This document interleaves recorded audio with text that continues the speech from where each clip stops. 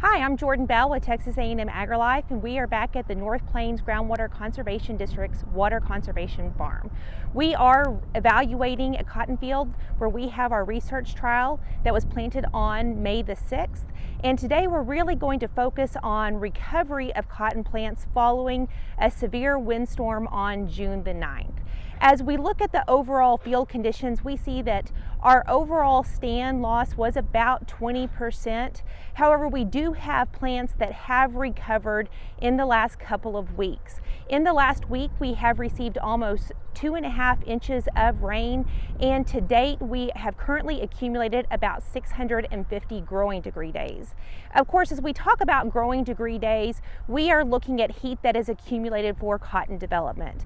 And in this field, we are behind developmentally, primarily because the plant has had to recover from injury in addition to transitioning into reproductive development. Right now, the plant is at Pinhead Square.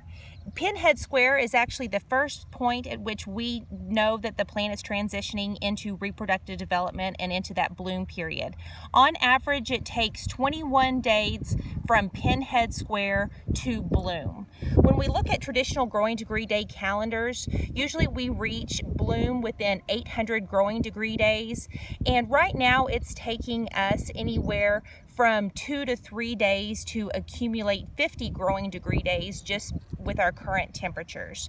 And so at that rate, we are not going to be blooming by the time we reach 800 growing degree days. One of the things that we look at right now is also internode spacing, and this is actually the distance between two nodes. Internode spacing gives us a good indication of plant stress, and as we look at that spacing, it also gives us a really good idea of the developmental rate of the plant. The spacing, if it's greater than 2 inches, is really a good indication of a plant that is growing under ideal conditions. And if we look at internode spacing that is less than 2 inches, and especially here we are down 1 inch or less, we see a plant that has been very stressed.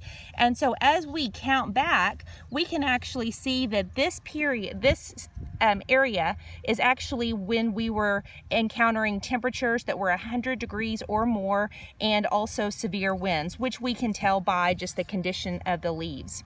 So in this area, we actually have internode spacing that's anywhere from 1/4 of an inch to 1/2 an inch, just really signifying that this plant and all the plants in this field were under severe stress during that period.